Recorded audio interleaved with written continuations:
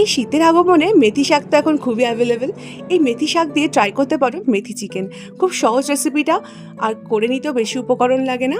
আর মেথি শাক দিয়ে করছি বলে ভেবো না কিন্তু যে তিতো হবে। সেই মানে টিপসটাও তোমাদেরকে দেখিয়ে দেবো কীভাবে করতে হবে।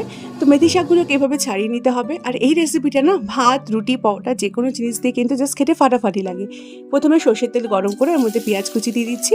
পেঁয়াজগুলোকে একদম ছোট্ট করে কাটবে, পেঁয়াজগুলোকে বড় কাটবে না, একদম ছোটো ছোটো করে কাটবে। আর পেঁয়াজটাকে না একদম বেরেস্তার মতো ভাজবে, যাতে মানে পেঁয়াজের রসটা ভালো করে বেরোয়। একদম ভালো করে ব্রাউনিশ করে ভাজবে। যখন পেঁয়াজটা একদম গোল্ডেন ব্রাউন কালারের হয়ে যাবে তখন ওর মধ্যে 2 হাতা বা 1 হাতার মতো সামান্য একটু জল দিয়ে দেবে। মানে হাতা বললে ভুল হবে, ওই মানে 2-3 চামচের মতো জাস্ট জল দিয়ে দেবে, জাস্ট পেঁয়াজটা সেদ্ধ হওয়া শুরু করবে। তারপরে বেসিক গুঁড়ো মশলা, ধনে গুঁড়ো, লঙ্কার গুঁড়ো, হলুদ, নুন এগুলো দিয়ে আর আদা রসুনের বাটা দিয়ে এটাকে ভালো করে কষাও। এই যে পেঁয়াজের মধ্যে জল দিলে পেঁয়াজ ভাজার পরে তাতে কি হচ্ছে, পেঁয়াজের মধ্যে থেকে না একটা বেশ ভালো মানে পেঁয়াজের এক্সট্রাক্টটা বেরোবে।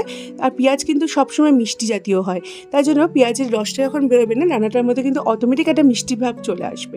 মশলা ভালো করে কষে গেলে তারপরে চিকেনগুলো অ্যাড করবে। চিকেন দেওয়ার পরে একটুখানি ফেটানো একটুখানি হাফ কাপের মতো টক দইয়ের মধ্যে অ্যাড করে দেবে। টক দইটা অবশ্যই কিন্তু ফেটিয়ে দেবে। টক দইটা দেওয়ার পরে ভালো করে এটাকে কষাতে হবে।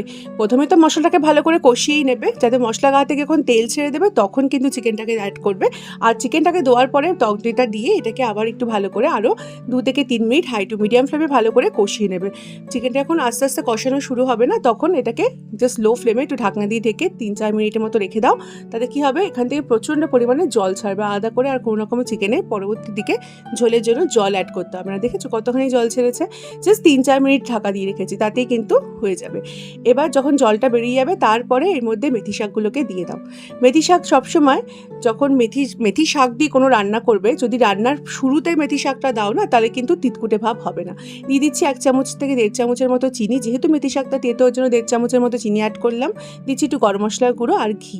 অবশ্যই চিনিটা দিও, নাহলে কিন্তু মেথি শাকটা তেতো তেতো ভাব লাগবে। আর অবশ্যই কিন্তু যখন মাংসটা কষাবে তখনই মেথি শাকটা দেবে। শেষের দিকে কিন্তু মেথি শাকটা যদি দাও তাহলে কিন্তু এটা তিতকুটে ভাব লাগলেও লাগতে পারে। তার জন্য মেথি শাকটা কিন্তু প্রথমের দিকে দিতে হবে। মেথি শাক সেরকমভাবে গলবে না, আর যদি গলেও থাকে না তাহলেও কিন্তু তোমরা দেখতে পাবে মেথি শাকগুলো কিন্তু মানে টেক্সচারগুলো বজায় থাকে।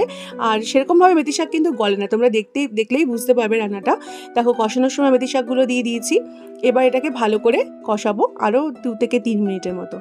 তারপরে এখন মাংসটা কষে যাবে, দেখবো অটোমেটিক জল দিইনি কিন্তু অটোমেটিক দেখো জল ছাড়ছে। লো টু মিডিয়াম ফ্লেমে এটাকে করছি রান্না, অটোমেটিক জল ছাড়ছে। হাই ফ্লেমে দিও না, হাই ফ্লেমে দিলে আবার তলাটা লেগে যেতে পারে।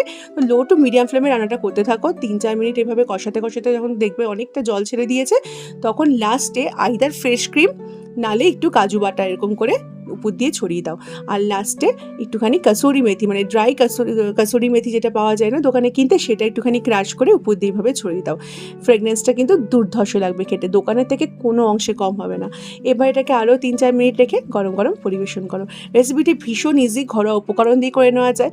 আর বারবার বলছি, কাজু বাদামের পরিবর্তে ফ্রেশ ক্রিম অথবা দুধকে ঘন করেও এর মধ্যে দিতে পারো। তো এইভাবে একবার ট্রাই করো এই শীতের শুরুতে। এবার তো পিকনিক লেগেই থাকবে, পিকনিক, অনুষ্ঠান, বাড়িতে জন্মদিন, এইটা ওটা, তো সেটা এরকম লেগেই থাকে। তো যে কোনো অনুষ্ঠানে, কোনো অকেশনে এরকমভাবে মেথি চিকেনটা ট্রাই করতে পারো। যদি ট্রাই করো না তাহলে কমেন্টে জানিয়ে তোমাদের কীরকম লাগলো। আর ভালো লাগলে বন্ধুবান্ধবের সাথে শেয়ার করে দাও, অনুরোধ রইল। তো বন্ধুরা, আজকের মতো এই পর্যন্তই। আবার চলে আসবো কোনো নতুন রেসিপির সাথে। সবাই ভালো থেকো, সুস্থ থেকো। Thank you for watching this video. আবার দেখা হবে পরের রেসিপিতে। সবাই ভালো থেকো, সুস্থ থেকো। Thank you for watching.